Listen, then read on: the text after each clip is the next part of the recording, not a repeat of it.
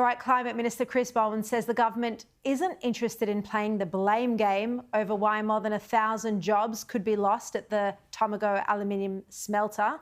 As you know, the plant could close by 2028 because of rising electricity costs.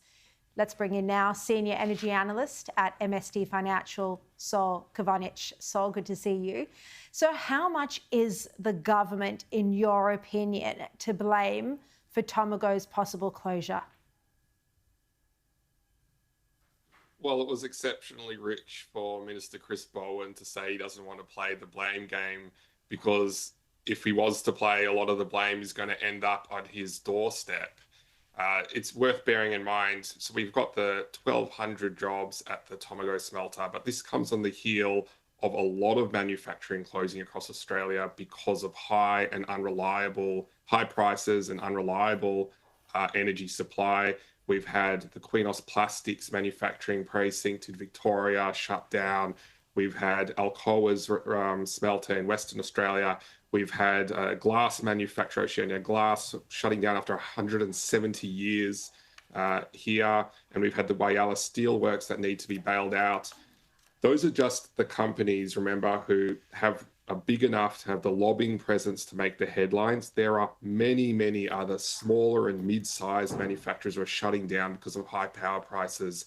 And the irony here is the Labor Party, which was founded by a blue-collar union, is actually presiding over the biggest demise in blue-collar manufacturing jobs in a generation, all going back to failed energy policy since 2022, which has driven up prices and unreliability so that our big energy-intensive manufacturing sectors can no longer survive.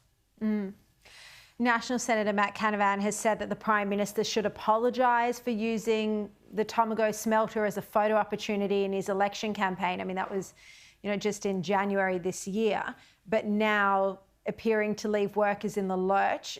Do you think there should be an apology here from the government, given the smelter has cited high electricity costs as one of the biggest issues?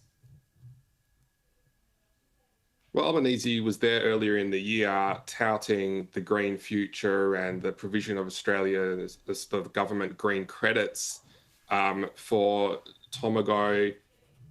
And now we're seeing it shutting down. And the whole point is, when you've got this is like a patient who's bleeding out on life support, and the government's come like a natural healer and saying you should do crystal therapy. They actually need cheaper, reliable power right now.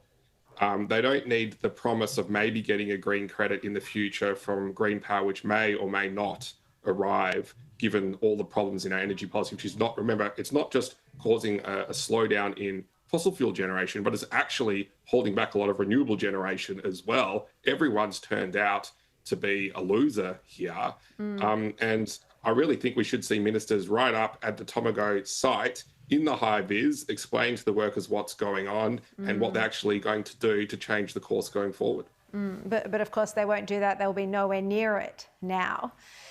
Do you think we're going to see more businesses, particularly in the manufacturing sector, potentially shut just because of high regulation and energy costs? Absolutely. This is just the beginning. Every time you see a big manufacturing facility like this shut down, it actually then has cascading effects on the ecosystem around it. And you see a lot of medium-sized manufacturers often close off the back of it. Now, it's worth bearing in mind, particularly coming, just listening to your previous segment, what's happening now globally and the national security risk pose is making securing our critical supply chains all the more important. It's making sure we can win in the AI race all the more important. All of this is anchored on having an energy advantage. And Australia's had that energy advantage for decades, and it's now been lost over the last several years.